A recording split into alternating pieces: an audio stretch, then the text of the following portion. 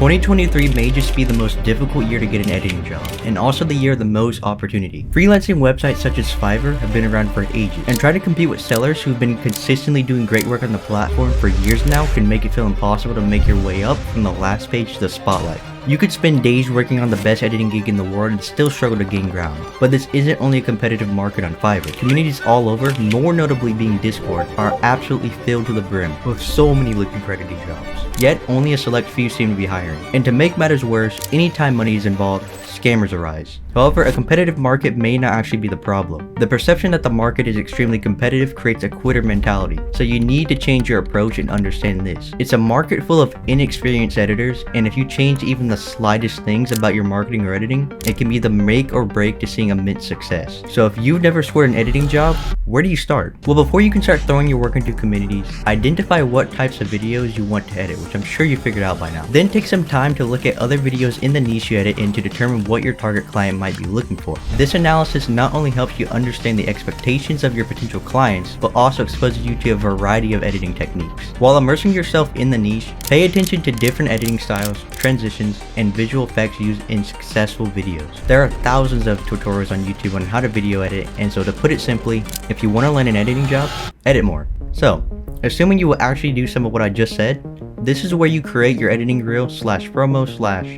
/ whatever you want to call it. Before diving deeper into creating an impressive editing reel, you should understand what dopamine is. It's a neurotransmitter in your brain associated with pleasure and reward. When we experience something pleasurable or rewarding, such as watching an engaging video or achieving a goal, our brain releases dopamine, which gives us a sense of enjoyment and drives us to seek similar experiences. Now, let's apply this to understanding your editing reel. Just like a captivating YouTube thumbnail that entices viewers to click, your editing reel should aim to deliver a dopamine hit to your potential clients. It should be so impressive and captivating that it leaves viewers eagerly wanting to see more of your work. If your current editing reel fails to deliver a dopamine hit, it's a clear sign that you need to change your approach. When someone invests their time into watching your reel, it's essential to make it unforgettable. Otherwise, your client might go back to watching whatever this is.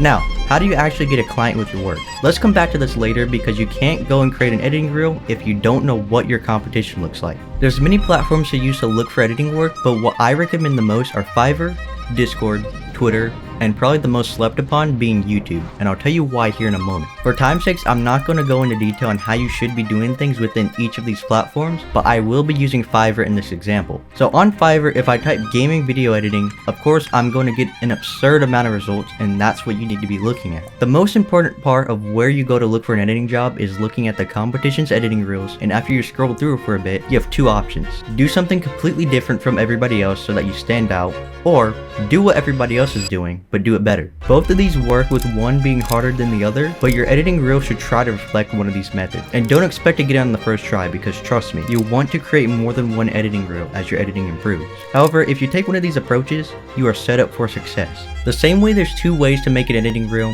there are also two ways to get your work out there. People put their work out there and rely on the eyes of others to stumble upon it. But the other method is to reach out. The effectiveness of reaching out is amazing. You literally are forcing your work in front of someone else's eyes who at first may not have been thinking about looking to hiring, but now they feel like they need it if you're convincing enough. Platforms to reach out on are Discord, Twitter, and YouTube. I'd imagine you're confused on how YouTube is used for reaching out. Well, let me show you how this works. Most YouTube channels, big or small, have their emails linked on the About page. If you think a channel is good and you believe your value as an editor can help the creator grow, then send an email talking about your work and what you can bring to the table. The worst that can happen is for someone to respond with a no. And the great part about having channels with emails is that channels who are not so serious most likely won't have one, saving you valuable time. Now you know where to show your work and what to show, but you need to understand how to present your work. So let's have a look at Discord. There are a couple basic components to your presentation, being introducing yourself, what you edit, what you use to edit, your pricing, your editing reel / work, and then giving the form of content that best works for you. In this example I created, there are a couple of issues. When you're typing anything semi-formal or formal, you should always check for spelling errors. Doesn't seem like a big deal,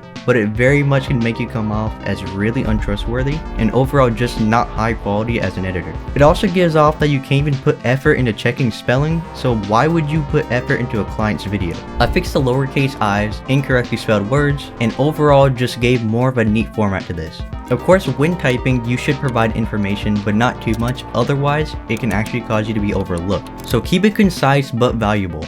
Another thing wrong with this is the overcharging. Pricing should always be relative to the competition, the experience you have as an editor, and the type of content you edit. I'm not saying you can't charge high, but the way you present yourself should reflect that, and especially your editing room.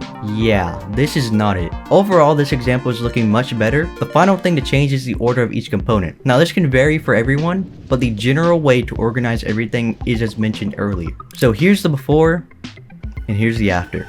The last and final step to securing an editing job is this. Let's say someone messages you, but is still on the fence about ordering your services. Before jumping in trying to convince them to say yes, ask some questions about what they want edited and when. Jobs can vary in work hours, and you need to make sure that it's a video that you have time to edit and can handle. If you're positive you can, then this is where negotiating comes into play. Many people aren't good with this part of the process, so I left a really good video in the description on how to better negotiate prices and everything else that comes with an editing job. Worst case scenario with an editing job?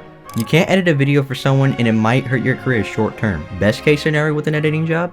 A good rep and, well, money. The video on the screen right now is something I highly recommend watching, as it's crucial for you to improve as a video editor.